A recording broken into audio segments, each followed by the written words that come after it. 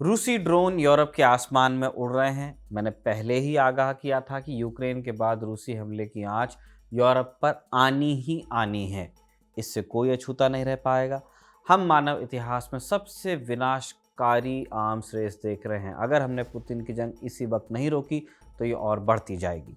24 सितंबर 2025 को यूएनजीए यानी United Nations general assembly के डायस से यूक्रेन के राष्ट्रपति वोलोदिमीर ज़ेलेंस्की ने दुनिया के सामने यही चिंता जाहिर की और आग्रह किया कि युद्ध खत्म करने में हमारी मदद करें। ज़ेलेंस्की जो चिंता जाहिर कर रहे थे वो हवाई नहीं थी। पिछले कुछ दिनों के घटनाक्रम आप देखेंगे तो समझ में आएगा कि अब जंग की आंच यूरोप तक वाकई पहुंच गई है। भले ही रूस इस बात को जाहिरी तौर पर न कबूल करे, पिछले दिनों घटी कुछ घटनाएं आपको बता देते हैं। 9 सितंबर 2025 को रूस ने वेस्टर्न यूक्रेन में बड़ा हमला किया। 400 के करीब ड्रोन और लगभग 40 मिसाइल दागी।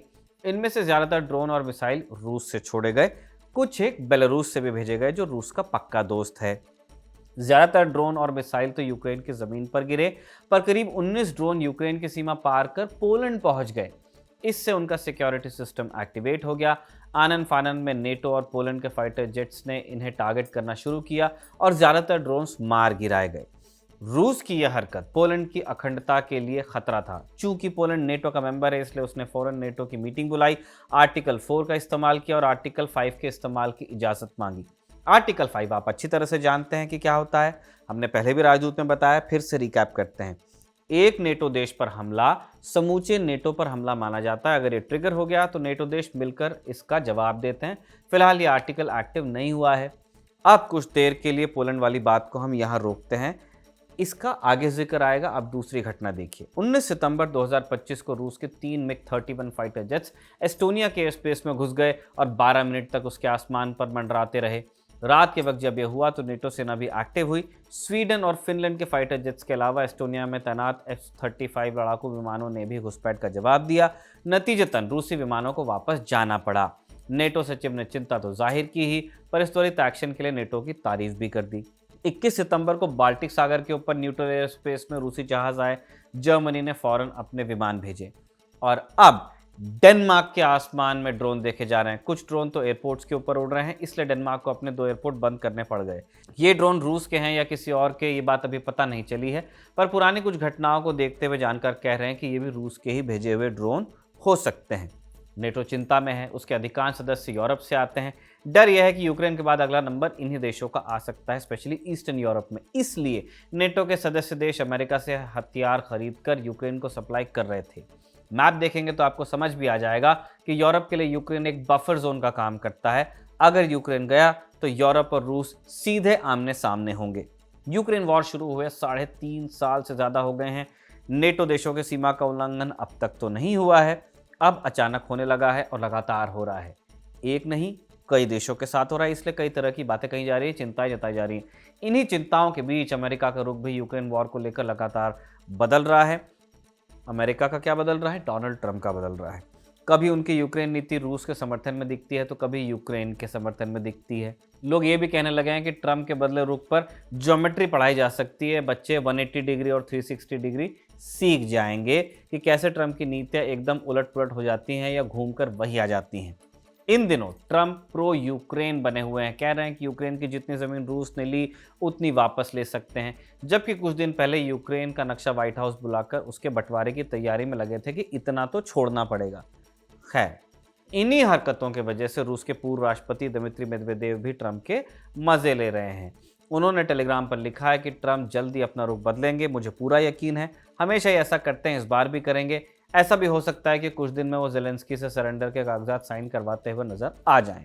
तो आज के शो में हम आपको रूस यूक्रेन युद्ध से जुड़े इन्हीं लेटेस्ट डेवलपमेंट्स के बारे में बताएंगे। जानेंगे कि पुतिन नेटो देशों को प्रोवोक क्यों कर रहे हैं, ज़ेलेंस्की ने यूएन में और क्या बात कही और इसका क्या असर पड़ने वाला है। नमस्कार, स्वीकार कीजिए निखिल का आप खबरगांव का डेली इंटरनेशनल बुलेटिन राजदूत देख रहे हैं।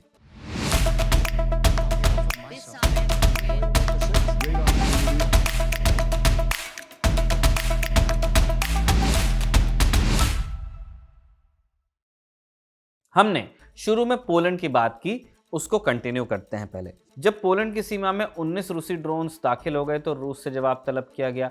पूछा गया कि ये ड्रोन क्यों आए। रूस का जवाब बहुत इंटरेस्टिंग था। उसने कहा कि हमने तो ड्रोन भेजे थे यूक्रेन पर हमले के लिए, पर उनके डिफेंस सिस्टम की वजह से ये रास्ता भटक गए और फिर पोलैंड पहुंच गए। जब रूस का पूरा स्टेटमेंट हम पढ़ते हैं तो कहीं भी इस घटना को गलती के तौर पर नहीं स्वीकारा गया, बल्कि कहा गया कि ये यूक्रेन की वजह से हो गया। रूस ने यह भी कहा कि हम तो पूरा कोऑपरेट करने को तैयार हैं, साबित कर देंगे कि हमने जानबूझकर नहीं किया।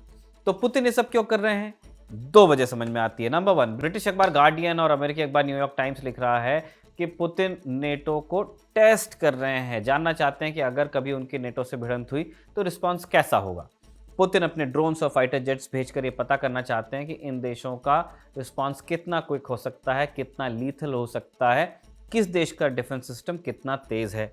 सुरक्षा विशेषज्ञ इसे रूस की एक स्ट्रेटजी बता रहे हैं, प्रोबिंग अटैक्स बता रहे हैं। कहते हैं कि ऐसा आमतौर पर दूसरे देशों के युद्ध में भी देखा गया। जैसे 13 अप्रैल 2024 को ईरान ने पहली बार इसराइल पर मिसाइल छोड़ी तो दुनिया को इसराइल की कमियों के बारे में भी पता चला। हो सकता है पुतिन भी इसी तरह की मंशा के तहत ऐसा कर रहे हों। पर इस प्रोवोकेशन को लेकर जानकारों का एक दूसरा मत भी है। उनका मानना है कि पुतिन ऐसा करके नेटो देशों को धमका रहे हैं कि अगर यूक्रेन को सिक्योरिटी गारंटी देने की कोशिश की या वहां किसी भी देश की सेना का आगमन होता है, जैसी बात चल रही थी कि यूएस नहीं आएगा लेकिन बाकी देश आएंगे, तो उनको बख्शा नहीं जाएगा। अगस्त 2025 में कोलिशन ऑफ द विलिंग की एक मीटिंग हुई थी। 31 ऐसे देशों का ये ग्रुप है जो युद्ध में यूक्रेन के साथ खड़े होने का दावा करते हैं। इस मुलाकात में कहा गया कि अगर हमें यूक्रेन को मजबूत करने के लिए अपनी फौज भी उतारनी पड़ी तो अलग अलग देश फौज भेज देंगे। फ्रांस, जर्मनी और ब्रिटेन जैसे देशों ने समर्थन जताया। कीर स्टारमर ने तो उत्साहित होकर 10,000 सैनिक देने का वादा कर दिया था। जानकार कहते हैं कि ड्रोन गिराकर पुतिन चेतावनी दे रहे हैं कि अगर फौज भेजी तो आपके साथ भी ऐसा होगा, ऐसी कोई घटना फिर न हो, इसलिए नेटो पूरी तैयारी में। 24 सितंबर को नेटो के मुखिया मार्क रूटा ने कहा कि हम रूस के इस खतरनाक पैटर्न को जारी नहीं रहने देंगे, चाहे वो जानबूझकर कर रहा है या अनजाने में कर रहा है, हम इसे बंद करवाएंगे। हम अपने सहयोगियों और उनके इलाके की रक्षा को तैयार हैं। वैसे इस घटना से चिंता सिर्फ यूरोप को हुई, यूएस में खास फर्क नहीं पड़ा। अब डोनाल्ड ट्रंप का ट्रूथ सोशल पर पोस्ट देखिए, कैजुअली लिखा है, what's with Russia violating Poland से space with drones, here we go. एक अब इसमें हैरानी का भाव तो है लेकिन कंसर्न नहीं दिख रहा है। क्या मायने निकाले जाएं ट्रंप ही जानते होंगे, पर जो भी हो, ये जो डर पसर रहा है फायदा ट्रंप के देश को होगा, क्योंकि पोलैंड ने कहा है कि वो अपने सिक्योरिटी सिस्टम को बेहतर बनाएंगे, इसे और अपग्रेड करेंगे और संभवतः इसका ऑर्डर किसी न किसी अमेरिकी कंपनी को मिल जाएगा। पोलैंड के बाद अब दूसरे देशों को भी रूस प्रोवोक कर रहा है और हर बार बोल देता है कि हम तो ऐसा करना नहीं चाह रहे थे, गलती से हो गया।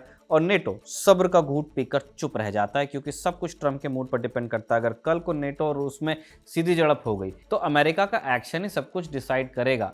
अगर ट्रंप ने उस लड़ाई से अपने आप को पीछे खींच लिया तो यूरोप के लिए तो मुश्किल खड़ी हो जाएगी। आपको याद होगा पिछले महीने ही ट्रंप ने पुतिन को अलास्का में बुलाया था। पुतिन के जाने के महज 2 दिन बाद ज़ेलेंस्की यूरोपियन लीडर्स के साथ व्हाइट हाउस गए थे। ट्रंप ने उस समय कह दिया था कि रूस हमारी शर्त मानने के लिए राजी है। पुतिन यूक्रेन की सिक्योरिटी गारंटी के लिए राजी हो गए हैं। इन सब बयानों से लग रहा था कि जंग रुक सकती है। हुआ क्या? कुछ नहीं। जंग रुकने के बजाय तेजी हुई। रूस ने उल्टा कह दिया कि हम यूक्रेन की सिक्योरिटी गारंटी की बात स्वीकार नहीं करते, उल्टा हमें सिक्योरिटी गारंटी चाहिए, रूस को जो अग्रेसर है। जब रूस से इस तरह के बयान आए तो ट्रंप ने फिर चुप्पी साध ली। अब जब पुतिन दूसरे देशों को प्रवोक कर रहे हैं तभी भी ट्रंप चुप है। बेचारे ज़ेलेंस्की अकेले खड़े होकर पूरी दुनिया से गुहार लगा रहे हैं कि हमारी मदद कीजिए। 24 सितंबर की स्पीच में उन्होंने क्या कहा, हम पॉइंटर्स दे देते हैं। उन्होंने कहा कि आज की हमारी दुनिया में अंतर्राष्ट्रीय कानून और यूएन का प्रस्ताव युद्ध नहीं रोक सकता, दिखावटी होता है। युद्ध इस बात से रोकता है कि आपका दोस्त कौन है, आपके पास खड़ा कौन है और आपके पास हथियार कितने हैं। यही चीज़ें असल में किसी देश की रक्षा करती हैं। ज़ेलेंस्की ने रूस के साथ व्यापार कर रहे देशों की आलोचना की, नाम नहीं लिया। उन्होंने कहा कि आज दुनिया के पास 2 विकल्प हैं, या तो वो यूक्रेन की शांति के लिए काम करें या फिर रूस के साथ व्यापार जारी रख उसकी मदद करें। अब यहाँ 2 बातें ध्यान देने वाली हैं।